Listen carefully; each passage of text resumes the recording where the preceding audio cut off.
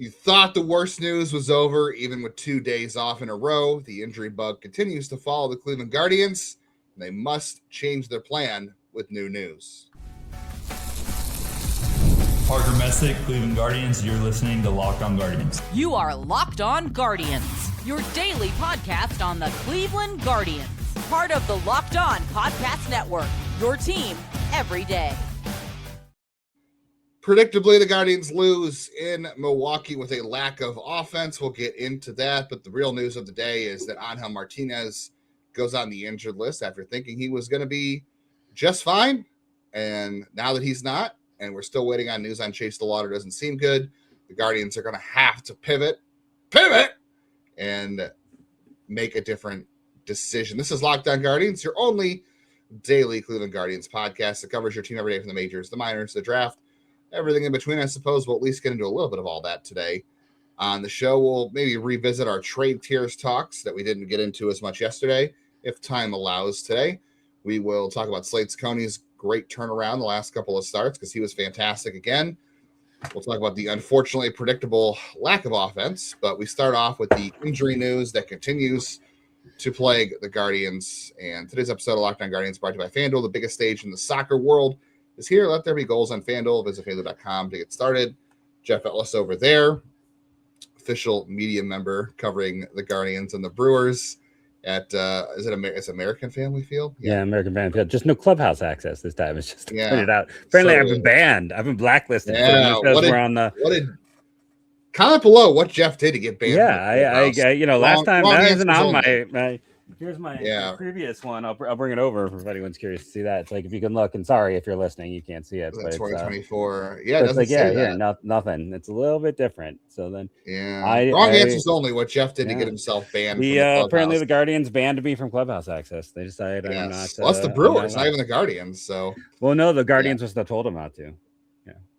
Because the Brewers don't even know who I am, right? But no, Jeff, we get paid by the Dolans, so we should have access to whatever we want, right? We get paid by the Dolans. That's right. People think that the baseball team actually cares about what we say or do. Yeah, actually, I think we exist. So Jeff's been here for 8 years out of the 10 of Locked On Guardians, still celebrating 10 years of Locked On Podcast Network, and I've been here for 4 with Jeff, and we've both been covering the minor leagues of this system and the draft for 19 years. And now is the time to dip into that farm system, Jeff. So we thought when the Guardians had updates on Sunday when there was no game against the Tigers that, Angel Martinez would be available off the bench. And it sounded minor. It sounded like a minor injury.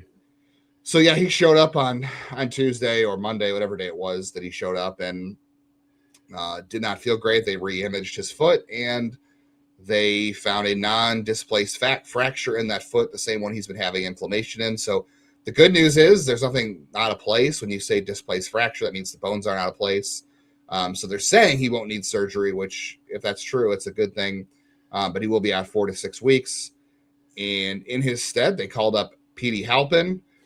And at first I was like, okay, well, they're putting Angel on the IL. They call it Petey. Maybe it's Petey because they think it's going to be like a 10-day stint for Angel. Like, he's just going to rest this thing up and come back in 10 days. So I thought, okay, if it's just going to be 10 days, Petey's fine for 10 days. Like, I know they're brutally lacking punch in the lineup, but like, I was like, for 10 days, you can do whatever, play better defense, whatever. But now that it's 4 to 6 weeks, and we'll get into the DeLauter of it all, but I don't think Petey is the guy you can keep in on this roster if you're not going to have Angel for 4 to 6 weeks, and then who knows on DeLauter.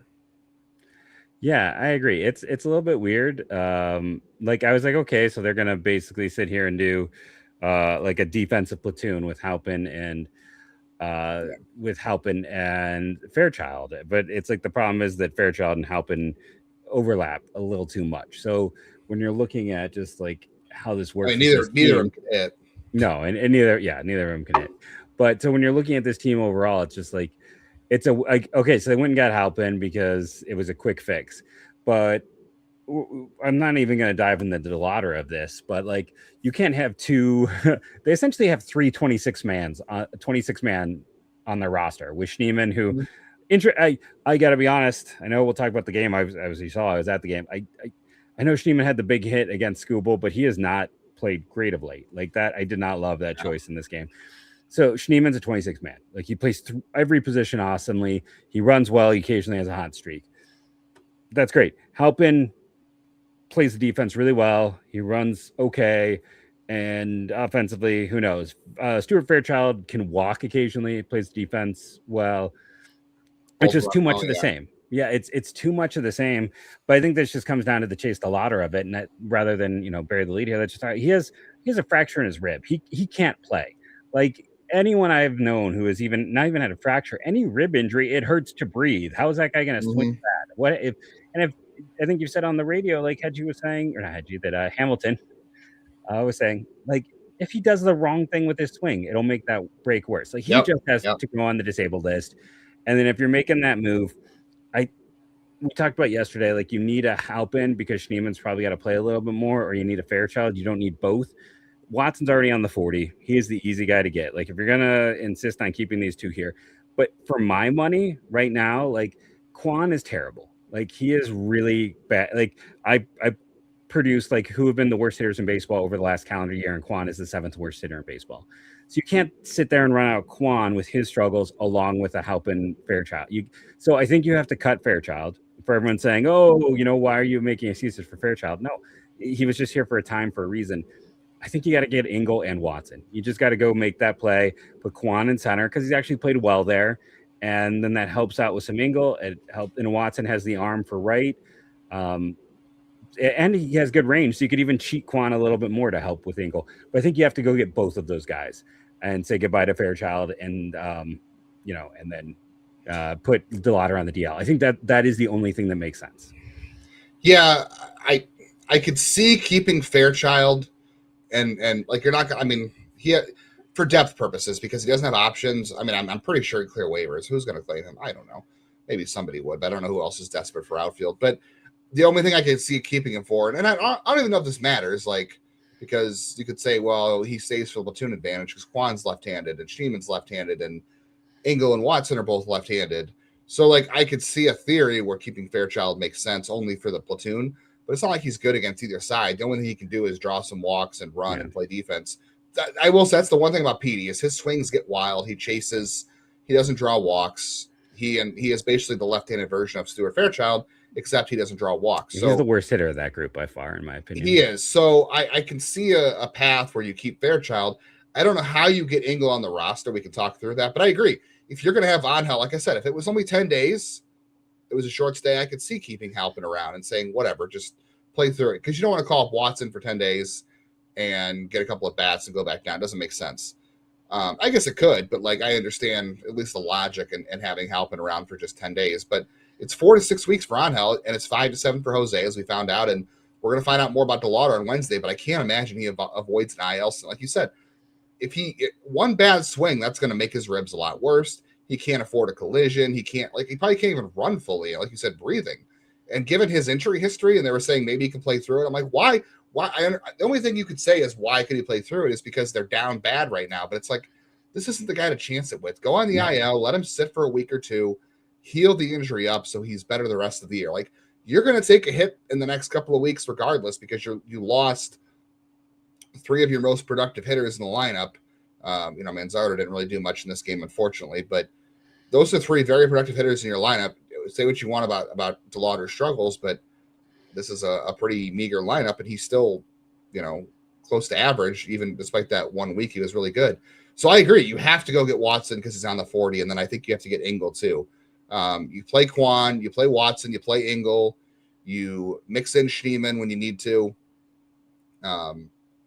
Arias can be like the Arias Schneemann platoon at third base. You have to do it. You have to do it because it's an extended amount of time.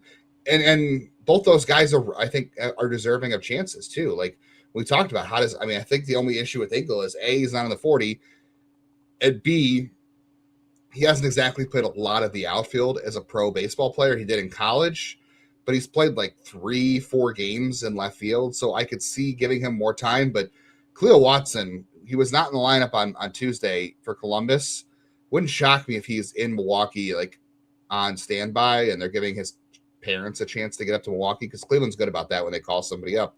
making sure their parents or their family have time to get there for the debut. So I can't imagine a scenario where Kahlil Watson's not making his major league debut on Wednesday. And if he's not, he absolutely should. We'll talk more about that. We'll talk about the predictably weak offense, Slade Cecconi's rebound, and we will revisit our trade tiers that we didn't get into with prospects. And shocker, that's going to change how we talk about Watson and Ingle. I think a shared experience we can all agree on is you search for something online and you automatically see ads for that exact thing start following you everywhere. Maybe you've traveled somewhere before and you're trying to watch some kind of content you normally could get at home. Suddenly you get the message that the content isn't available in your region. That is exactly why more people are turning to Proton VPN. It is a secure VPN service designed for people who want more privacy, more security, more control however you experience the internet, keeping your online activity private, protecting you on public Wi-Fi, giving you access the way internet should work, open, secure, and on your terms. Unlike most VPNs, Proton is backed by strong European privacy laws, has strict, independent, verified no-logs policy, and is built by a company focused on protecting users, not tracking them. In baseball, we spend a lot of time talking about gaining an edge, controlling what you can control. The same idea applies online. Having the right tools makes a huge difference in your day-to-day internet experience. Easy to get started. Right now, Proton VPN is offering our listeners 70% off a 2-year plan when you go to protonvpn.com/lockdownmlb. That's PROTON VPN.com/lockdownmlb for 70% off a 2-year plan. That's protonvpn.com/lockdownmlb. And one of those nostalgic flavors of summer, I think we also can agree, is cotton candy, right? If you got a sweet tooth, it is tough to find the perfect treat without all the sugar that cotton candy provides, the guilt, the crash, all that kind of stuff. That is why cotton candy 5-hour energy shot brings that nostalgic flavor back in a whole new way for everybody. This is a classic cotton candy taste you remember, with a tasty caffeine boost, zero sugar, quick and easy way to satisfy a sweet tooth like mine while keeping things simple and on the go. I don't really love cotton candy, the texture itself, but the cotton candy flavor is something I do like. So this 5-hour energy tasty caffeine boost with cotton candy is a really good alternative for me, and it's go-to for something sweet when you want energy and you don't want the guilt, the crash without going overboard. And it does give you that taste that you're looking for something sweet and that cotton candy vibe. Bring on the sweetness with cotton candy 5-hour energy shots, available now at 5hourenergy.com or Amazon.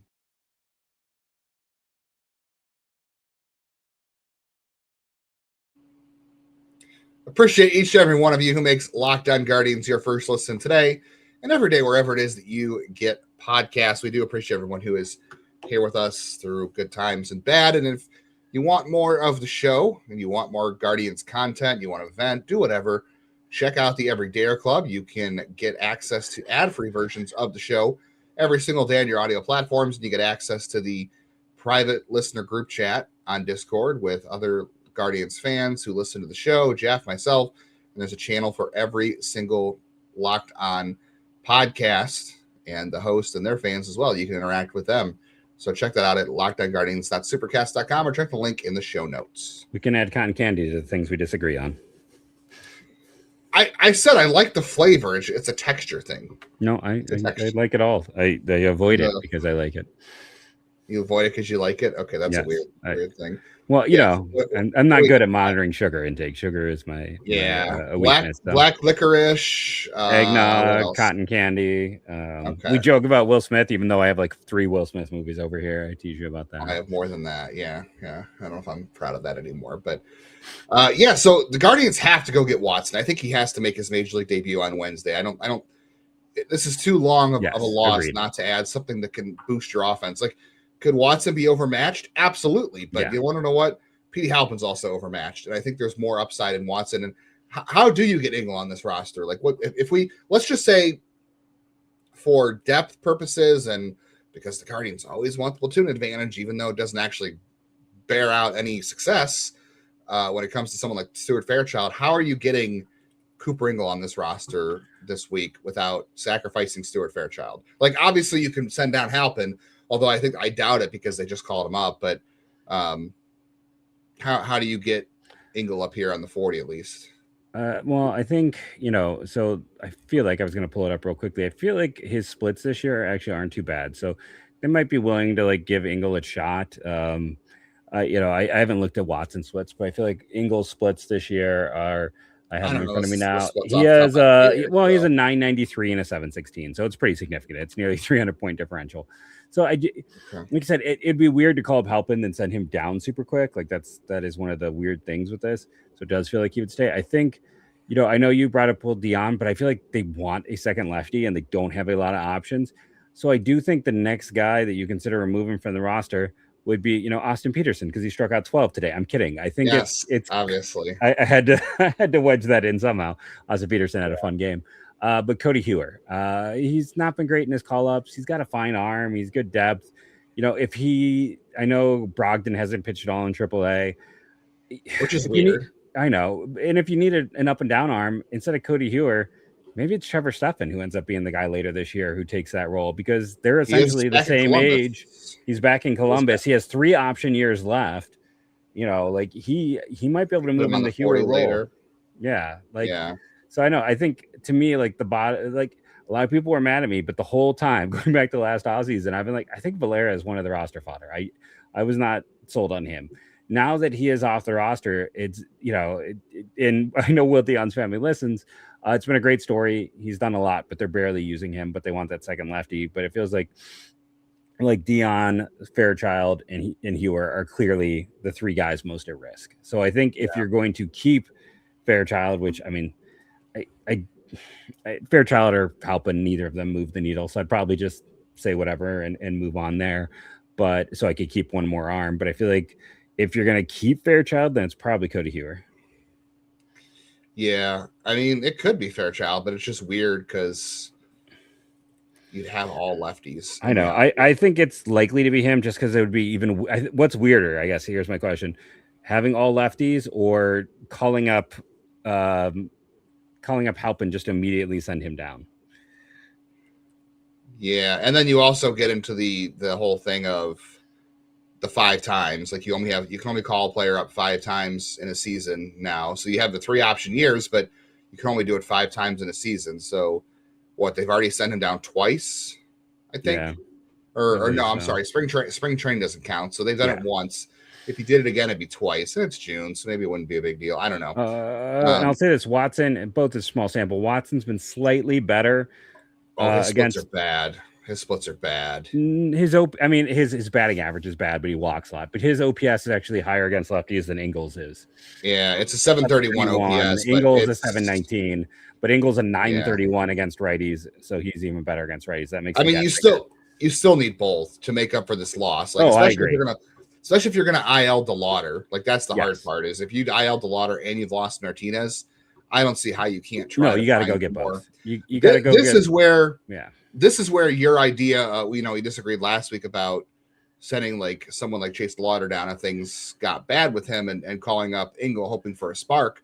This is where that idea actually works to me, because now you don't have a choice. Now you have to have these guys, and hopefully you will get that rookie bump from them where the league doesn't really have a good book on them, and you get a week or two where both those guys look really good and can help your offense, because they need something to come through right now. It's just very, very ugly and meager without, which is what we saw in this game. Can we also talk about real quick too that, okay, so I guess maybe they thought Angel was going to be day-to-day at the time. They learned more, and then DeLauter came in today and took some swings and did some work, and then Vogt said after the game that, well, we're going to have to get more imaging on him on Wednesday. And so it didn't sound good, and he wasn't available. He didn't even pinch hit late in the game. And then going with Petey Halpin. So that tells you a lot too. In the wake of all that, can we also just say the Guardians chose to DFA George Valera? That tells you exactly where they at. I know some people disagree with that, but even with all that knowledge of what's going on with their outfield, they still chose to DFA him to bring back Arias. Maybe they didn't want to, but they felt like that was the least disruptive option right now. I think that tells you a lot about where they were at with him. Like, it says a lot. And he might clear waivers, so it may not matter. I don't know. Yeah, and like also the other problem too, it's like, I mean, I guess the other option too is to call up, we're kind of leaving off here. It's like, maybe it's not Ingle as much as you and I'd like to see him because he's hitting. Maybe it's Capus maybe it's Capus and Watson. It could be Capus. Capus isn't having a particularly good season. I got to be honest. Like, his time in AAA has not gone well, but he is on the 40-man. The only problem with Brito is like, where the heck do you play that dude? Because I have a theory. So I'll get in to tell you where they can fit Brito in, and then we'll get to the game a little bit. I can't wait to hear this theory because I have no idea. And then we'll talk about some prospect trade tiers. We know that baseball players are known for routines. I'm no different myself with superstitions, pregame rituals, lucky jerseys. I wear the same jersey if the Guardians win when I'm at a game or I change it up if they lose. And sticking to preparation every single day. Consistency matters. And that is exactly what is perfect when it comes to hair thinning. There's a lot of products out there that make a lot of promises. There's not always a lot of confidence behind them. That is why people are looking for solutions that are backed by real science and trusted experts. Nutrafol is the #1 dermatologist recommended hair growth supplement brand and the official hair growth partner of Major League Baseball. What really makes Nutrafol stand out is it's got the not a one-size-fits-all approach designed to fit into your routine, addressing the root cause of thinning hair with personalized solutions. You want to trust whatever product you're using today. You want there's somebody be behind it, and when you want to try something new, you want to know there's real research and expertise, like the physician-formulated, clinically tested, and NSF certified for sport that helps build confidence. Find out why Nutrafol is the only hair growth supplement brand trusted by MLB. For a limited time, Nutrafol is offering our customers $10 off your first month subscription and free shipping when you visit Nutrafol.com and enter the promo code LOCKEDONMLB. And of course, the biggest stage in the world soccer is here. Every match has the potential for a memorable moment. One goal totally changes the energy of a game. It shifts the momentum and it alters the outcome in an instant. That's what makes soccer tournaments so exciting, from the opening whistle to the final kick. Now, FanDuel is giving fans a reason to stay locked into every match with every goal pays. Bet on a match and get bonus bets for every goal scored in that match. More goals mean more bonus bets. All you got to do is turn on your token. I will not sit here and pretend to give you soccer advice because I don't know anything about it, but I know it's a lot of fun to follow. I will say for the Guardians, they are 1.5 run favorites for some reason on Wednesday with Gavin Williams pitching, but the over-under is 7.5. I'd pound the under with the way the Guardians offense is. And hey, it is still plus 100 for the 200, I believe, for the Guardians to win more than 84.5 games this season. I think I would still take that over on FanDuel. From opening whistle to final kick, let there be goals on FanDuel. Visit FanDuel.com to get started now.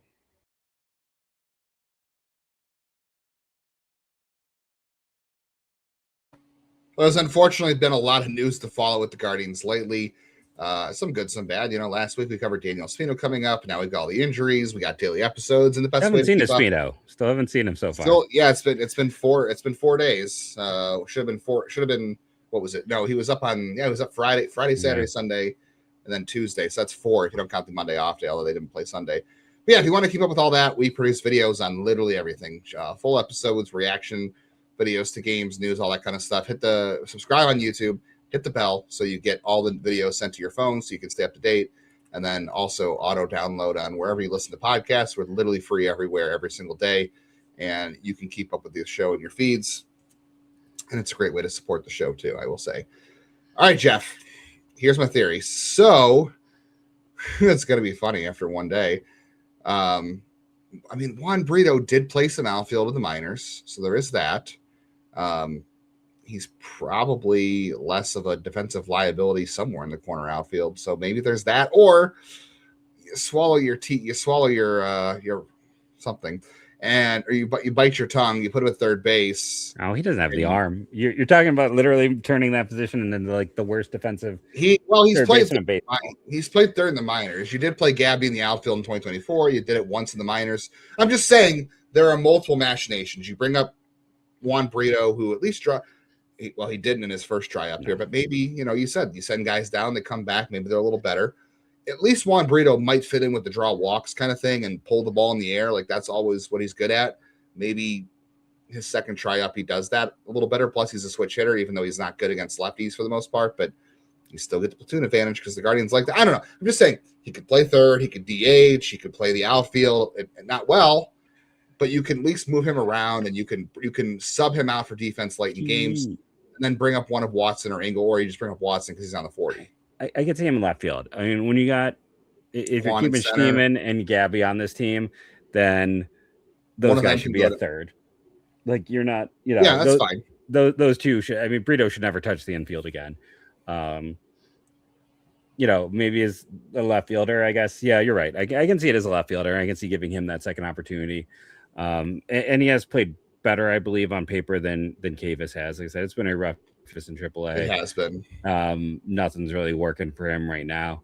So yeah, I guess Brito you're right. He does make sense as long as he is essentially a left fielder or a DH. And those are the only roles he's allowed to have. You do that with Watson, and then you don't need to make a 40. I mean, outside of the fact you would still have to send.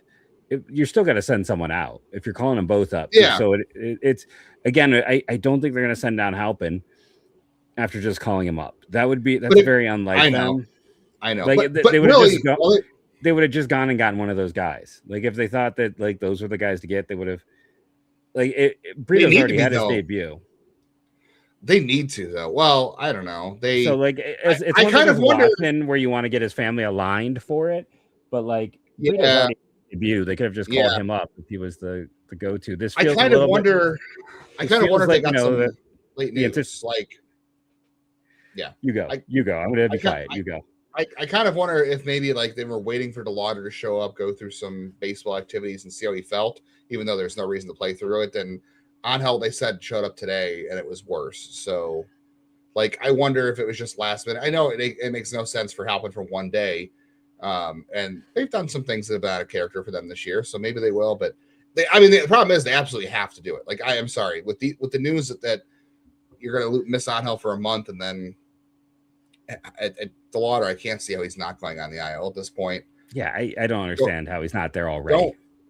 Neither side can afford to be stubborn. Like DeLauter can't afford it because he's already been hurt so much, and the Guardians can't afford. I know in the short term it really hurts when you have those three guys in the IL all at once, but you got to nip that in the bud and ribs probably can heal a little bit faster, but you got to treat it carefully and let it like core muscle injuries are nothing to mess around with in baseball. The sport's so rotational whether you're a hitter or a pitcher. So I don't know. I'm sorry. I think the move would be to call both of them up or Watson or Ingle and somebody else. Like two bats have to come up, two of them, regardless. You're right, but I think it has to be Watson and Ingle. And the reason I'm saying it has to be Watson and Ingle is like, so Kayvis has a 91 WRC plus. He's striking out nearly 28% of the time. His back average is low and he has no slug. He hasn't had a home run in AAA in that part. Woo. He is like Kayvis isn't really an option because he's also not a great defender in the outfield. He's just passable. Brito, he's at a 104 WRC plus. He is a sub 400 slug as well. He is just getting on base. The power is just not there. A high walk rate right now. There's no power. He's not doing a whole lot either. So you are a team that is fighting for this division. You're trying to stay afloat with, and even if Jose isn't there, he was still the same Jose. He was still a consistent force. Watson and DeLauter, we're going to break the 20 home run curse. I think we can now say that can be retired. That's not going to get broke this year. Martinez and DeLauter, yeah. Or Martinez, yeah, sorry. But it's like, so, and the thing is, like, Watson, 126 WRC plus, 491 slug. Cooper Ingle, like, his numbers have come back to earth a little, but he's still doing a lot of things positively, in terms of his overall performance. So go reward the two kids, 147 with a 530. He's actually got the higher slug.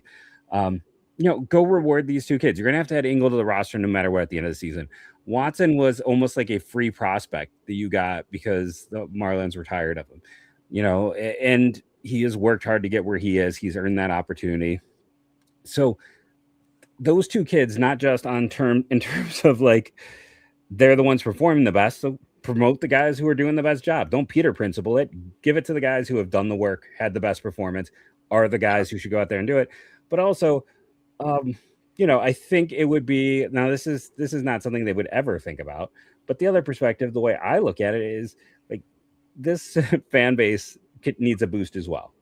I posted mine now today from the game, and the first response was someone calling Gabby lazy. It's like, he was the best part of the game outside of Slade Cecconi.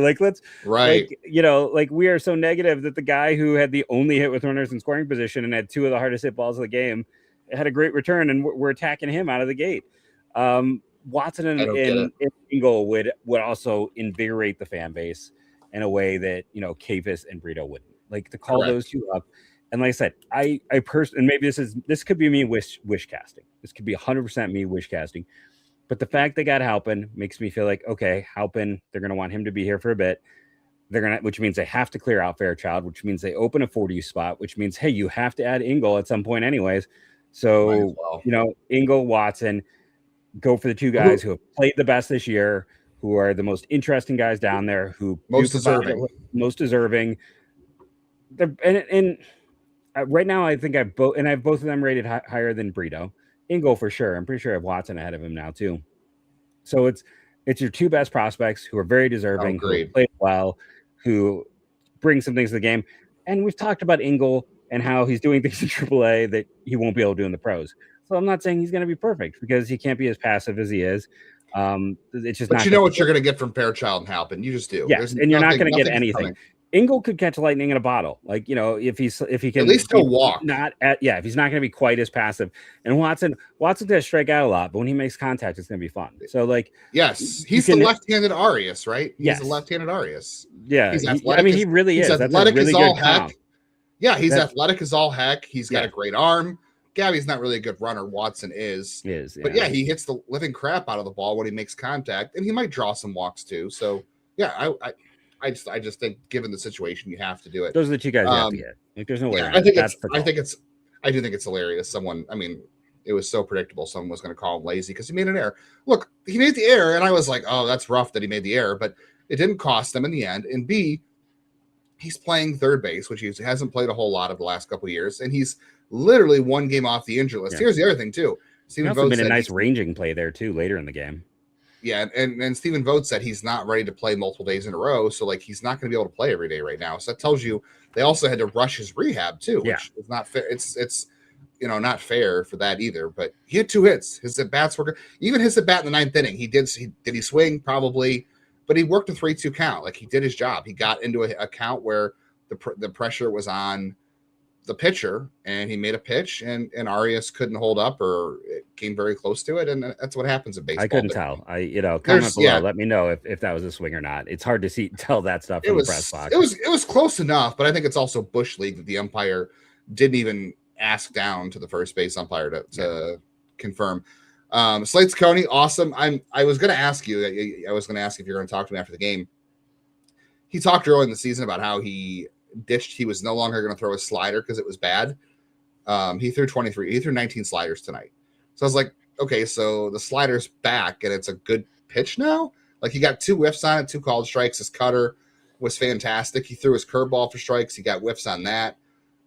He's been really good the last couple times out. So it's really a really encouraging and positive development to see him. He's getting back to what he did last year, where he's not walking as many guys. He walked 2 in this one, which is better than where he was earlier in the year. And now he's giving up less hard contact. We said earlier in the year, his issue was, now he's walking guys, but he's giving up less hard contact than he did a year ago, whereas last year he was not walking guys, but giving up a ton of hard contact.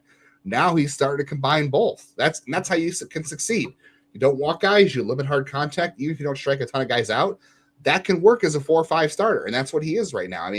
Last 3 starts, Jeff, 6 innings, 1 run, 5 innings, 2 runs, 5 2/3, 1 run, 15 strikeouts, 5 walks. That's going to work. 100%. Are you sure? People are telling me he needs to be cut for Logan Allen earlier this year. Thank God the starting pitching isn't the problem right now. Joey Cantillo's last start was really good. Cecconi was good. And don't the Brewers lineup, I know maybe people don't know a lot of names on paper because they're not a household lineup. That is a very good team. Yelich, Rang and Bowers are both all-stars, as is Yelich isn't the Yelich. Yes, Yelich is not the Yelich he used to be, but he's still really darn good. Jackson Churrio's been great. Andrew Vaughn's been good since he came back. Garrett Mitchell's got a lot of talent, and then they just called up one of their best prospects. Garrett Mitchell is basically Murakami, but with no launch angle. But today, he got into that one. Great defense. Just to continue to pile on Slade Cecconi, 342 FIP in May, 7 K per 9 and 2 walks per 9, while bringing his home run rate from cutting it literally in half. And then this month so far in June, 9 Ks per 9, 2.5 walks per 9 at 310 FIP. So his K percentage has gone up, his walk percentage has gone down, and his home run rate has gone down as well. And the funny thing is, his worst BABIP was March and April. He had a 367 last month, a 310 this month. He is stranded. By the way, Jeff, his last 3 starts by the way, have come against the Yankees twice and the Milwaukee Brewers, both really good teams, and they've been really good starts. I don't think catcher ERA is a thing. I'm going to say that right now. I don't think catcher ERA is a thing. There's a lot of things that show it isn't, but I do think he is having Hedges or Bailey is leading to better games being called. I do think that is a case here. I think there's no way around it. That it is not a surprise that the pitching has really taken off for the most part since they made that trade. Yeah. By the way, the last start that Slade Cecconi allowed more than 3 runs in when now these were not quality starts. If you go back to tonight was not a quality start. Neither was his last 2 starts in May. But the last time he allowed more than 3 runs was against the Athletics in Sacramento on May the 2nd. Like he had a stretch there. Okay, so he got busted by the Mariners. He gave up 6 runs in his debut. He gave up 5 to the Braves, which everybody sucked that series.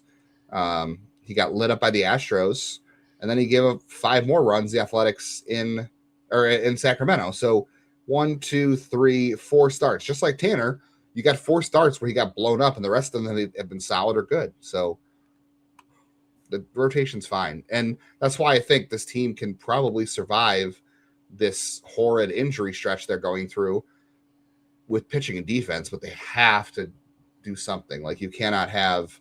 They had 9 opportunities in this game, Jeff, and they 11. Only had 1 hit. They're 1 for 11. 1 for 11 with runners in scoring position. And Manzardo's been their best hitter. He had a big chance. Was also like, and it's also a thing too. It's like when they had the 2 walks. Why? It's the weird thing. Like, why wasn't Fairchild bunting there? Or honestly, it's like I know after Rocchio, it's like Hoskins can't bunt, but it's like finding ways to get Bazzana not that it would have mattered because everyone struck out after him, but it's like advancing the runner there so Bazzana could have actually scored on one of those wild pitches. Like I will say this, the reason Bazzana wasn't running is because Wilson Contreras is the best catcher in baseball at throwing guys out, so we probably won't see a lot of running in this game, in this series, but he's pretty terrible at everything else. But he controls the running game. Yeah, I guess the good news is they got Robert Gasser up to 92 pitches, and that forced them to use 3 relievers for an inning. Joe 13 swings and misses.